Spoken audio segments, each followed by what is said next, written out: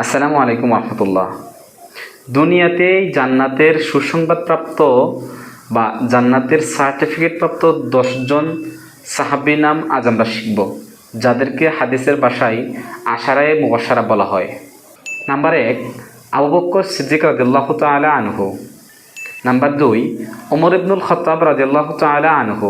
Number 3, Osman ইবনে আফফান রাদিয়াল্লাহু তাআলা আনহু। নাম্বার 4, আলী ইবনে আবি তালিব রাদিয়াল্লাহু তাআলা আনহু। নাম্বার 5, তলহা ইবনে উবাইদুল্লাহ রাদিয়াল্লাহু তাআলা আনহু। নাম্বার 6, জুবাইর ইবনুল আওয়াম রাদিয়াল্লাহু তাআলা আনহু। নাম্বার 7, আব্দুর রহমান ইবনে আউফ রাদিয়াল্লাহু তাআলা আনহু।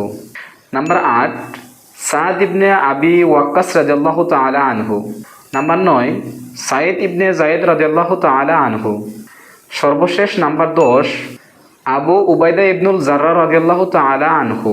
আল্লাহ সুবহানাহু ওয়া তাআলা জান্নাতি ব্যক্তিদের মতো আমাদেরকে চলার বা জান্নাতি ব্যক্তিদের আখলাক আমাদের ভিতরে ধারণ করার তৌফিক দান করুন।